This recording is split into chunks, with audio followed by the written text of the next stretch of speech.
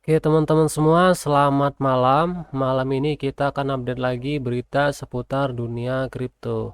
Bagi kalian yang belum subscribe channel saya, silahkan di subscribe terlebih dahulu untuk mendapatkan update informasi seputar dunia kripto. Dicek juga teman-teman ya untuk populer video kita di sini dan juga playlist kita di sini. Mana tahu ada pengetahuan-pengetahuan baru yang bisa kalian dapatkan dari situ teman-teman. Oke, kita akan ke berita ekonomi tadi malam atau ke data ekonomi tadi malam. Untuk data ekonomi tadi malam di sini nggak ada ya teman-teman ya. Justru adanya adalah di hari ini teman-teman. Yaitu Presiden Donald Trump melakukan speak di sini bintang 3 dan dilakukan jam 9 tadi pagi waktu Indonesia bagian barat. Nah, di sini untuk apa aja yang dibicarakan kita sudah mencari di YouTube ya. Yang pertama dia membicarakan tentang perang antara Ukraina dan juga Rusia di sini teman-teman. Kemudian dia juga di sini membicarakan dan mengatakan bahwa Elon Musk itu adalah seorang patriot ketika dia ditanya tentang role dari Elon Musk ini di DOGE teman-teman. Seperti itu. Oke, kita akan ke chart Bitcoin tadi malam teman-teman ya.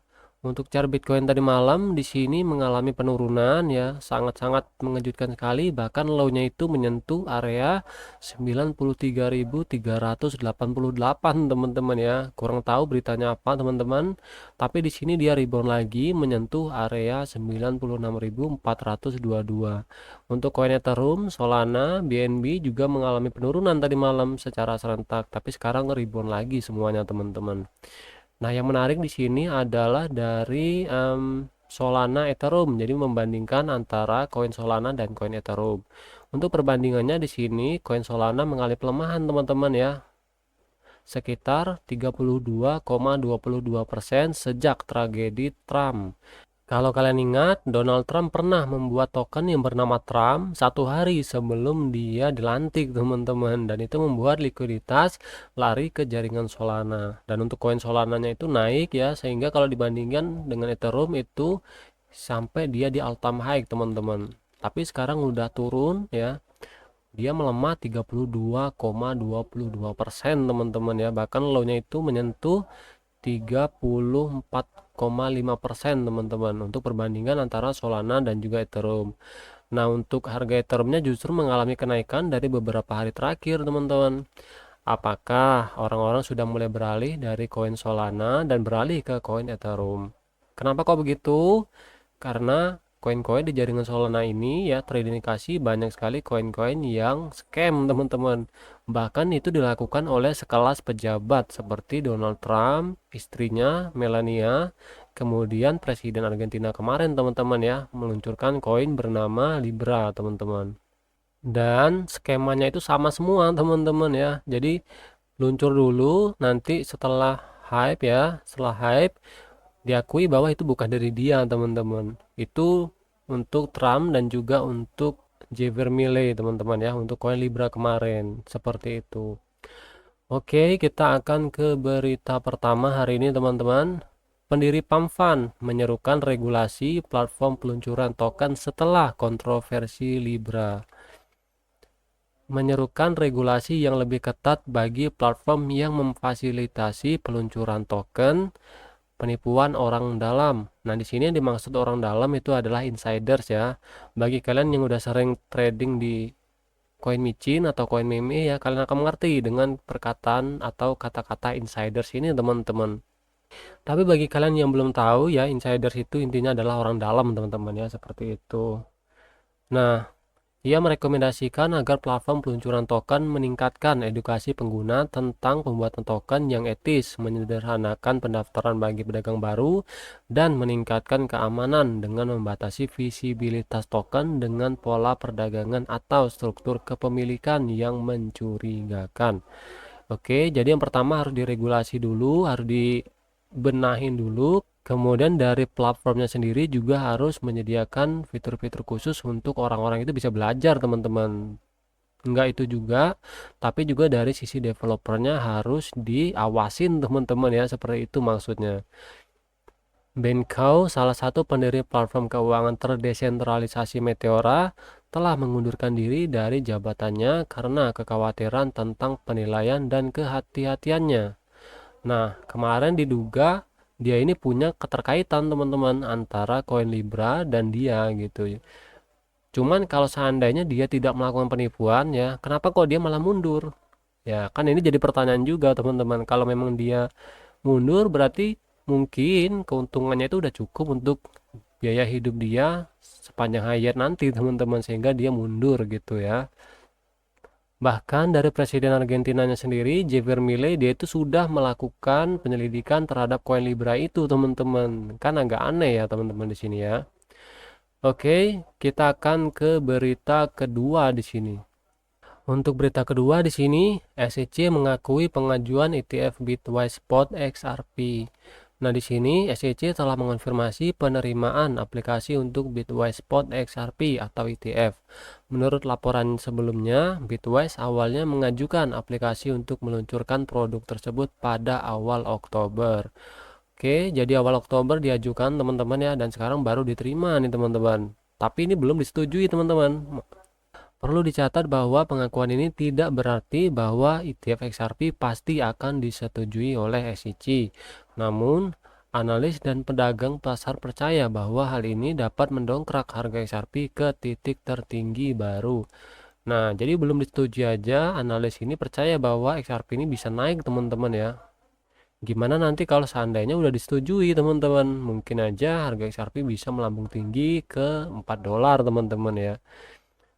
Peluang ETF XRP untuk disetujui pada 31 Juli 2025 kini telah turun 8% hingga 45% di situs web taruhan populer yang berfokus pada kripto Polymarket. Nah, ini kalau kalian cek di sini teman-teman di Polymarket ya, saya sudah cari ya. Kalian tinggal cari aja dengan kata kuncinya mungkin XRP. Ya, kalian akan pilih teman-teman ya, Ripple ETF Approved by Juli 31. Nah, kalian pilih aja yang ini teman-teman. Nah, di sini kalau kalian cek di Februari 21 itu change-nya turun 22%, dan untuk Juli 31 itu juga masih turun teman-teman, turun 9%. Dan sehingga untuk prediksinya di sini adalah 44% teman-teman ya. Nah, dia akan tinggi untuk prediksinya itu adalah di bulan Desember nanti tanggal 31 teman-teman, sekitar 78%, dan ini naik bahkan 8% teman-teman ya untuk prediksinya. Oke, kita akan ke berita tadi ya. Kenapa kok ini bisa lama ya disetujuinya teman-teman? Di sini XRP adalah sekuritas yang dikontrol secara terpusat.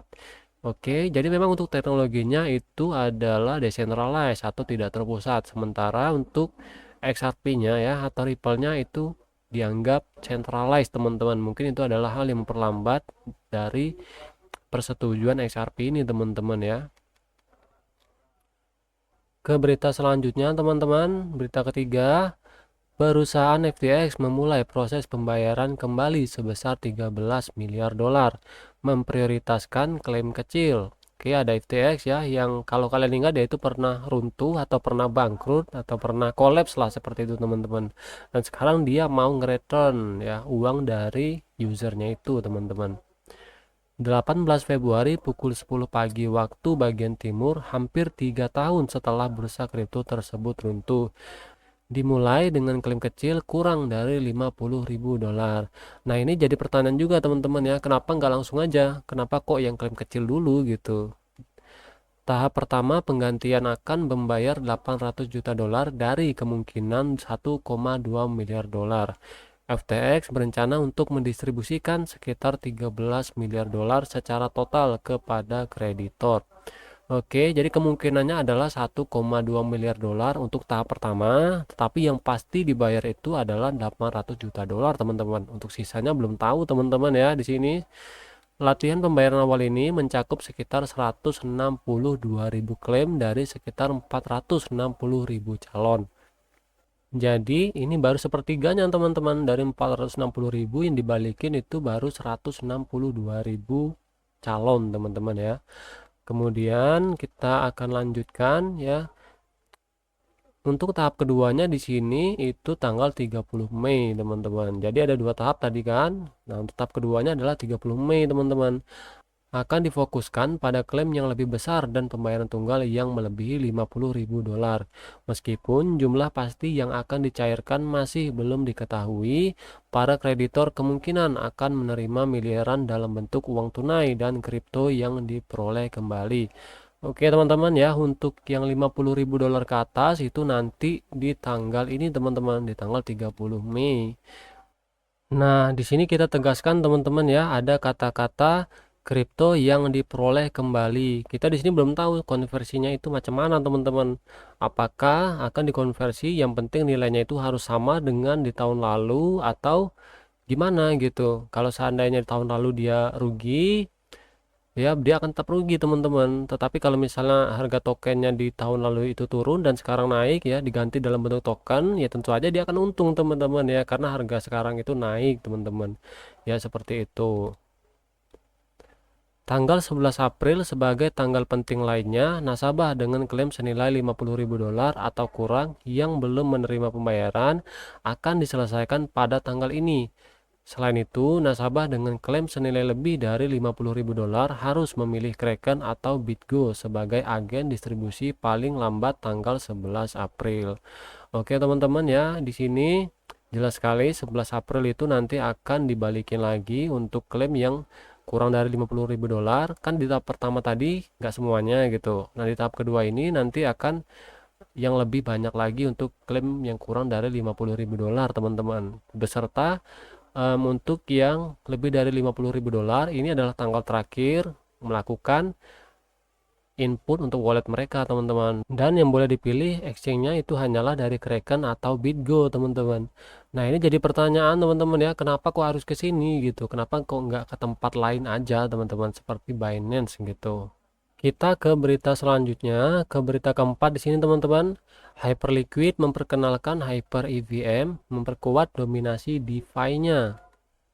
Program bug bounty untuk pengembang dan pengguna hingga 1 juta dolar untuk kerentanan keamanan. Latensi rendah pada platform tersebut. Nah, di sini Hyper-EVM mengadakan program bug bounty, teman-teman. Jadi, developer-developer itu diperintahkan untuk mencari bug di sistem mereka. Nah, hadiahnya itu adalah nanti hingga 1 juta dolar, teman-teman ya. Mungkin ini untuk satu orang. Cuman di sini untuk latensi rendah nggak disebutin berapa gitu. Apakah berapa milisecond, berapa second atau gimana gitu, di sini nggak disebutin teman-teman. Hyper Foundation mengonfirmasi peluncuran tersebut pada tanggal 18 Februari. Nah, nanti akan diadakan 18 Februari. Berarti udah diadakan teman-teman ya. Nah, untuk di sini membangun aplikasi DeFi, Hyper EVM mendukung transaksi ERC20 dan transfer spot. Oke, sekarang kalian itu bisa mengirim menggunakan ERC20 teman-teman. Kalian kirim mungkin koin-koin lain ya yang ada di jaringan Ethereum, kalian bisa kirim menggunakan ERC20 teman-teman ya. Hyperliquid mengalirkan data blok Hyper EVM secara langsung ke Amazon S3. Setahu saya teman-teman ya, untuk Amazon S3 ini adalah sebuah tempat di mana itu mahal banget teman-teman untuk platform cloud mereka. Jadi kalau seandainya Hyperliquid ini memikirkan untuk ke Amazon S3, mungkin saja mereka sangat-sangat peduli dengan prospek jangka panjangnya teman-teman. Bahkan mereka nggak terlalu peduli dengan harga yang mahal teman-teman ya. Di sini program bug bounty Hyperliquid menawarkan hingga 1 juta dolar untuk pengembang dan pengguna. Pembayarannya berkisar dari kurang dari 10.000 dolar hingga hampir 1 juta dolar. Nah, kalian di sini bisa dapetin paling enggak itu 10.000 dolar teman-teman ya, hingga maksimal itu 1 juta dolar kalau kalian bisa menemukan bug di situ teman-teman. Kita lanjut ke bawah. Di sini ada sebuah grafik TVL dari Hyperliquid teman-teman. Di sini untuk grafik TVL itu mengalami kenaikan ya semenjak Desember lalu hingga sekarang ya, selalu naik di sini teman-teman hingga ke bulan Februari sekarang. Nah, di sini kita akan lanjut lagi ke berita kelima teman-teman ya. Trump janjikan suku bunga lebih rendah jalan ke depan. Oke, ini agak membingungkan teman-teman. Dia menjanjikan suku bunga rendah, tetapi dia malah justru menaikkan pajak impor untuk China, Meksiko, dan juga Kanada, teman-teman. Ini menjadi pertanyaan kita juga gitu. Namun, tren inflasi terkini dan indikator utama menimbulkan keraguan tentang pendekatannya. Ya jelas saja ragu, dia mau inflasi turun ya, dia mau suku bunga turun, tetapi dia naikin pajak, ya wajar aja orang ragu teman-teman. Karena narasi mengganti semua impor dengan produksi lokal dengan biaya lebih rendah, tampaknya tidak meyakinkan dalam jangka pendek karena berbagai faktor termasuk biaya tenaga kerja dan bahan baku.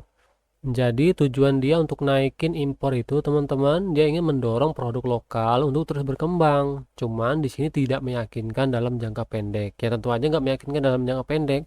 Itu kan butuh proses yang panjang gitu, nggak mungkin langsung jadi gitu aja teman-teman ya. Strategi Trump yang tampaknya paling kuat melalui peningkatan pasokan energi bertujuan untuk menyediakan energi yang lebih murah bagi warga negara dan mengurangi inflasi. Nah, cara dia untuk mengurangi inflasi itu adalah salah satunya dengan cara peningkatan pasokan energi. Jadi nanti pasokan energi itu ditingkatin, ya harganya itu mungkin lebih murah ya, maka inflasi juga akan ikut turun teman-teman di Amerika Serikat. Oke, di sini Komite Anggaran DPR menyetujui undang-undang yang menargetkan pemotongan pajak sebesar 4,5 triliun dolar selama 10 tahun. Sementara itu, militer masih merencanakan pengeluaran baru sebesar 100 miliar dolar. Oke, jadi dia mau hemat banyak ya, tetapi di sisi lain ya ada pengeluaran terus-terusan yang jumlahnya itu juga gede teman-teman. Yang menunjukkan bahwa upaya Mas untuk memangkas pemborosan mungkin tidak cukup. Nah, kalau nggak salah waktu itu yang mau dihemat oleh Elon Musk itu adalah sekitar 10 triliun dolar, teman-teman. Dan di sini untuk penghematan 4,5 triliun dolarnya itu adalah dari pengeluaran pajak, teman-teman ya. Tetapi ini dianggap kurang, teman-teman, untuk menghemat pemborosan karena ada pengeluaran yang terus-menerus dan jumlahnya itu sangat-sangat besar di situ, teman-teman, dan sangat sulit untuk dihemat seperti itu. Selain itu, harga energi global tidak mungkin mengalami penurunan yang signifikan karena eksportir besar seperti Arab Saudi tidak bersedia meningkatkan pasokan minyak di sini. Jadi ini adalah hukum supply and demand, teman-teman. Kalau seandainya Arab Saudi itu mau meningkatkan suplai minyak mereka, maka tentu saja harga akan turun, teman-teman ya. Tetapi di sini Arab Saudi nggak mau meningkatkan suplai minyak mereka. Mungkin mau menjaga harga minyak itu supaya tetap stabil, teman-teman ya. Nggak naik, nggak turun gitu. Oke, kita akan ke berita ke-6 di sini, teman-teman. DUGI versus SEC milik Elon Musk, apakah ini titik balik pengawasan kripto? Nah, ini sedikit mengejutkan teman-teman ya. DUGI ini kan masih baru seperti yang kita ketahui dan ini baru ada di eranya Donald Trump. Akan tetapi di sini kok dia berani melawan SEC yang udah jelas-jelas sudah lama, teman-teman ya, bahkan lebih dari 10 tahun, teman-teman. Untuk memerangi potensi ketidakefektifan SEC yang mungkin memiliki efek berantai pada kasus aktif antara SEC dan Ripple Labs, pemilik kripto XRP yang populer. Jadi dianggap SEC ini punya permainan orang dalam, teman-teman ya. Kenapa kok bisa Ripple Labs atau XRP itu sangat sulit sekali di ACC, bahkan terkesannya itu kayak diserang-serang terus, teman-teman ya, seperti itu. Ke bawah lagi, pemegang XRP yakin inisiatif ini dapat mengungkap konflik kepentingan atau pelanggaran di pihak SEC. Nah, jadi dianggap itu ada kepentingan, teman-teman. Kok bisa Ripple Labs itu nggak disetujui, teman-teman ya, seperti itu. Kita lanjut lagi ke berita ke-7 di sini. ETF Ethereum naik karena minat terhadap ETF Bitcoin menurun. Apakah ini bullish? Berikut rinciannya. Peningkatan Pectra Ethereum meningkatkan sentimen bullish dijadwalkan pada tanggal 8 April. Seperti yang kita ketahui, teman-teman ya, untuk Pectra upgrade nanti kalau seandainya sudah lolos tes ya, dia akan ada di jaringan mainnet itu 8 April nanti, teman-teman. Kenapa kok institusi ini banyak masuk? Salah satu alasannya itu adalah di Pectra upgrade itu akan meningkatkan jumlah maksimal yang bisa di staking menjadi 2048, teman-teman ya, nggak cuma 32 lagi. Jadi institusi itu kalau mau staking banyak dia bisa dengan gampang, teman-teman, nggak perlu bikin node-node baru lah, seperti itu teman-teman. Ke bawah lagi di sini nggak ada, teman-teman ya. Kita lanjut ke berita selanjutnya, berita ke-8 ya. Biaya gas Ethereum ETH capai rekor terendah, tanda peringatan atau peluang bullish. Biaya transaksi Ethereum telah turun secara signifikan. Biaya transfer rata-rata saat ini berada di angka 0,41 dolar dibandingkan dengan puncaknya di angka 15 dolar,21 yang terlihat selama 2 tahun terakhir. Nah, sekarang lagi berada di harga terendah untuk gasnya teman-teman ya. Ini turun mungkin sekitar lebih dari 95% teman-teman untuk biayanya. Tetapi kok harga Ethereum nggak naik teman-teman? Nah, itu juga jadi pertanyaan. Biaya yang lebih rendah umumnya menunjukkan bahwa jaringan tidak macet. Oke, di sini kata kuncinya jaringan tidak macet. Nah, tidak macetnya itu gimana teman-teman? Apakah karena skalabilitasnya itu sangat tinggi sekali ya, jadi sudah dipenuhi dengan transaksi yang banyak masih juga nggak macet, ataukah skalabilitasnya masih segitu-gitu aja, tetapi jumlah transaksinya berkurang teman-teman? Pengurangan biaya terbukti bermanfaat untuk tren harga jangka menengah dan panjang Ethereum karena mendorong pembeli baru untuk memasuki pasar. Ya kalau pembeli baru belum tahu ya itu akan dianggapnya murah teman-teman ya. Tetapi akan banyak lagi yang lebih murah seperti BNB pun di bawah 0,2 dolar teman-teman. Dan bahkan Solana ada yang bisa sampai ya hanya sekitar 0,02 dolar teman-teman atau sekitar 400 rupiahan teman-teman ya. Di sisi lain, ketika biaya transaksi melonjak, hal itu biasanya menandakan aktivitas tinggi di jaringan Ethereum. Lonjakan ini seringkali bertepatan dengan kenaikan harga ETH yang cepat karena para pedagang dan pengguna berbondong-bondong ke aplikasi berbasis Ethereum. Jadi kalau seandainya harga gas fee-nya itu naik, itu juga bisa disebabkan karena jumlah transaksinya yang melonjak teman-teman. Nah, ini juga penting untuk skalabilitas dari Ethereum ya.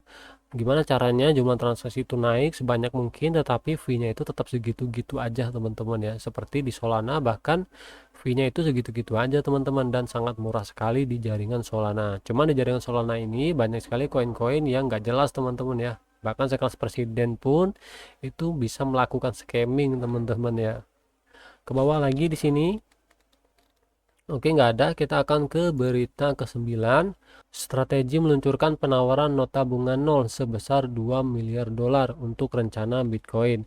Nah, di sini MicroStrategy dulunya dan sekarang udah ganti nama menjadi strategi dia meminjam uang dari para investor, teman-teman. Tetapi bunganya itu nol. Kok bisa gitu? Untuk apa uangnya? Ya, uangnya itu nanti akan digunakan untuk beli Bitcoin dan juga untuk ya bisnis mereka lah, teman-teman. Nah, jadi di sini gimana skema keuntungannya? Jadi kalau seandainya MicroStrategy itu beli Bitcoin sebanyak mungkin ya, kan harga Bitcoin itu semakin lama akan semakin naik ya dengan cepat, maka harga saham dari MicroStrategy atau strategi ini akan naik juga teman-teman, sehingga mereka mendapatkan keuntungan dari gain dari saham ini teman-teman, seperti itu. Risiko dilusi saham jika obligasi dikonversi menjadi saham. Risiko pasar jika saham strategi berkinerja buruk. Tetapi itu ada dua akibat teman-teman. Yang pertama, ya kalau untung ya bagus. Tapi kalau seandainya harga Bitcoin turun, ya tentu saja harga saham dari MicroStrategy akan turun lebih drastis teman-teman. Dan mereka akan rugi.